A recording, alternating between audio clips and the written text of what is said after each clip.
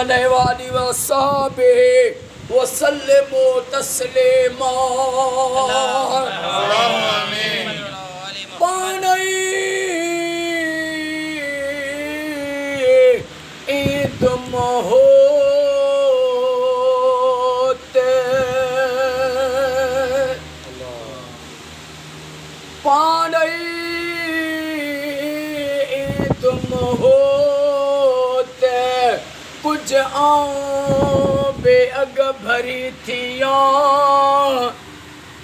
मता चवे मखान बलोच हिन कमीनिया मां की न थियो। अल्लाह आमीन। या अल्लाह या रहमान या रहीम या करीम रब जल जलालहु मौला। मंझंदि 3 बजे ते सलवात शुरू थे। मंझंदि खां वठी ते लख खां भी मथे सलवात पढ़ी थसे। इन लख सलवात जो सवाब, ज़िक्र जो सवाब, कुल शरीफन जो सवाब, दुरूदो किरोड़ी, दुरूदो खिजरी, दुरूदो ताज जो सवाब, अजो के न्याज जो सवाब, अलहम्द जो कुल शरीफन जो लख दुरूद पाक जो सवाब, बारगाह रिसालत में ताजदार मदीना सल्लल्लाहु अलैहि वसल्लम जी पाक ज़ात बाबरकात खे हदियतन तोहफ़तन पेश कयो से। महबूब जे नूरी हथारो अमा बतूल सैयदा तैयबा ताहिरा फातिमतो ज़हरा सलाम अल्लाह अलैहा के पेश कयो से। सानिए ज़हरा अम्मा सैयदा ज़ैनब सलाम अल्लाह अलैहा के पेश कयो से। महबूब जे सचन असाबन सगोरन के पेश कयो से। करबला जे 72 शहीदन के पेश कयो से। मुझे इमाम सज्जाद मौला ज़ैनुल आबिदीन अलैहिस्सलाम के पेश कयो से। कुल मोमिनीन वल मोमिनात के पेश कयो से। दाता दस्तगीर के पेश कयो से। कायनात जे कुल वलन के पेश कयो से। जेके बिन दुआ में वेठा असां जा जेके भी वडड़ा हे फानी दुनिया छॾे विया उन्हनि जे रूहन के पेश कयो से। मौला सभिनी के आका जो पाड़ो कचहरी नसीब फरमा। ओ मौला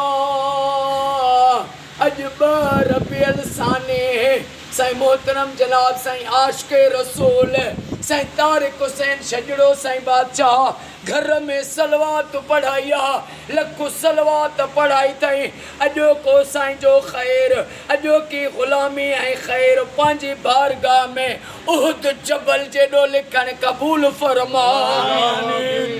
रब तुंहिंजो वाइदो थियल आहे त मुंहिंजे महबूब ते सलात पढ़ी दुआ घुरो कबूल कंदो मां। तुंहिंजो वाइदो सचो सच्चे महबूब जो वास्तो थिए नबी सरदार जो वास्तो थिए ऐं अम्मा फातिमतो ज़हरा जो वास्तो थिए।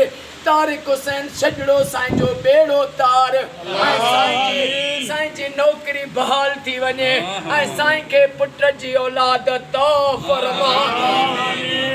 ओ मौला तारिक साईं काफ़ी वक्त में कंहिं ॾुखनि में कंहिं तकलीफ़ुनि में मौला इमाम सज्जाद जो वास्तो थी न के हाणे क़यामत ताईं हर परेशानी तकलीफ़ खां पनाह ऐं निजात अता फरमा। मौला तारिक हुसैन छजड़ो साईं ऐं साईं जा बच्चा घर तुंहिंजी अमान पनाह में आहिनि। हिननि जा क़यामत ताईं सॼण साम्हूं कजां ऐं हिननि जे दुश्मननि खे निस्तो नाबूद फरमा। ओ मौला तारिक हुसैन साईं जी नौकरी बहाल थी वञे। अली अकबर ऐं अली असगर जो वास्तो थी अॼु ख़ाली हथ न मोटा ख़ाली हथ न मोटा ख़ाली हथ न मोटा ए दुआ मुंहिंजी कबूल फरमा। ओ मौला सॼे पाकिस्तान में सऊदी में ईरान में इराक में शाम में फ़लस्तीन में घर घर में मोमिननि जे घर घर में लख सलवातूं थियनि या दुआ कबूल फरमा। ओ मौला फ़लस्तीन जी मदद फरमा। ईरान फ़लस्तीन जी मदद में मैदान ते लथो वा। ईरान के हर मोड़ ते कामयाबी फतेह अता फरमा। ओ मौला जेके बीमार आहिनि उन्हनि खे शफ़ा अता फरमा। बे औलादन खे औलाद अता फरमा। बेरोज़गारनि खे रोज़ी अता फरमा। महबूब जी उम्मत खे फ़िरके वारियत खां बचा। इन्नल्लाह व मलाइकतहू युसल्लूना अलल नबी या अय्युहल्लज़ीना आमनू सल्लु अलैहि व सल्लिमू तस्लीमा। अल्लाहुम्मा सल्लि अला मुहम्मद व आले मुहम्मद। ला इलाहा इल्लल्लाह मुहम्मदुर रसूलुल्लाह। नारे हैदरी।